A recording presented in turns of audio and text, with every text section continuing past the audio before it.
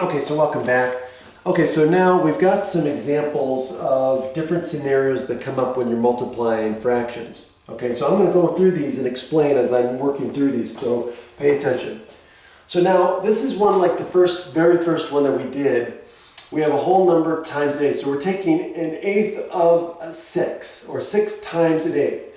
So again, all we have to do is change this into a fraction times a fraction and then use what we know. So again, we can write this as 6 over 1, right? We can take any whole number and write it as a fraction.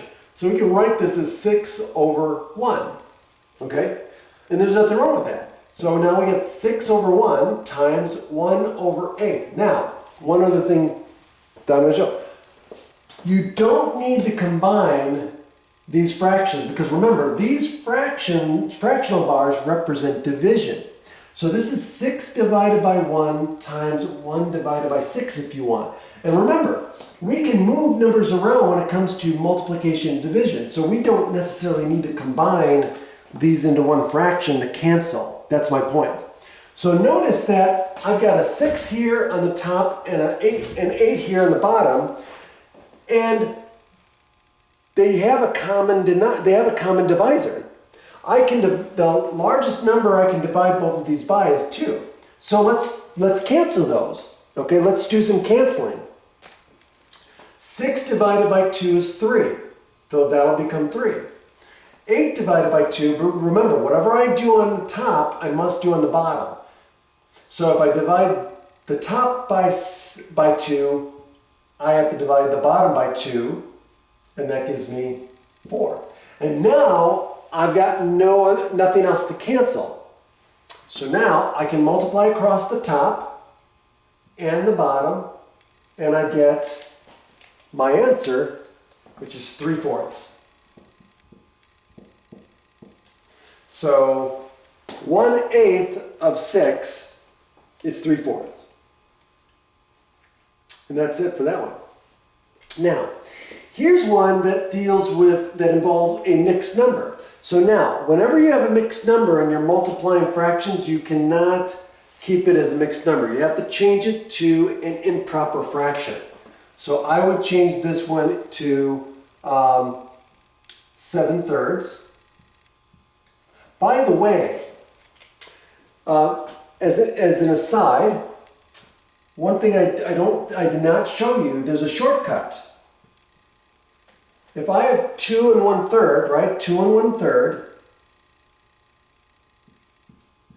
and I showed you, well, I can write this as 2 plus 1/3, and then I can write this as what? 2 over 3, or right? I have to have a common factor, right?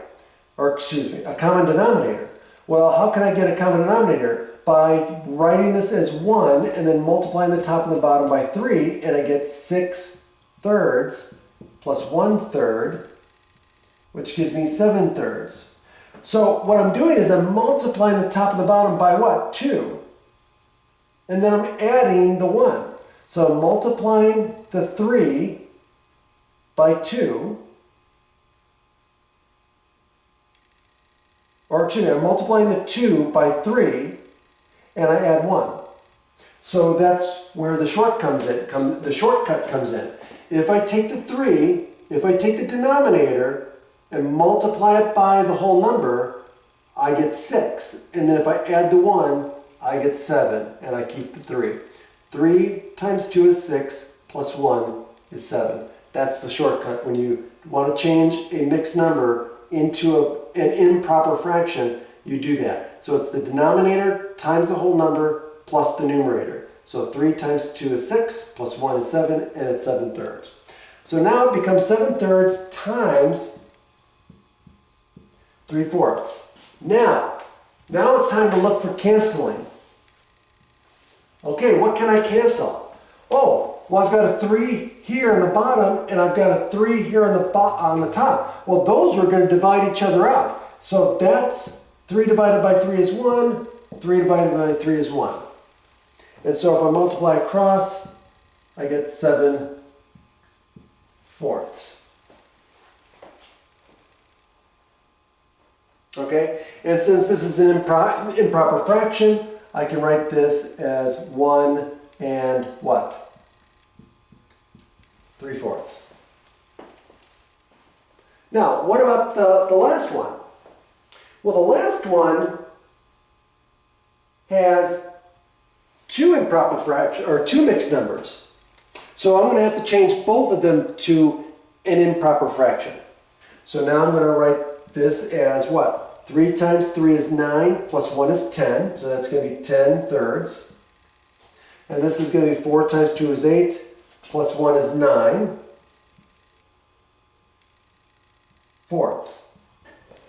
Okay, now, this is where I'm going to cancel, right? 3 and 9 have a common divisor, right? I can divide both of them by 3. So this is going to become 1. This is going to become 3. And then I can divide both of these two by 2. So I can divide that by 2, which gives me 2. This is going to give me 5. Now I look, is there anything else I can cancel? Sometimes more will show up. But no, not in this case. So now I'm going to multiply across the top. So 5 times 3 is 15. And I'm going to multiply across the bottom, which is 2. And now I'm going to change this into a mixed number, which is going to be 7.5.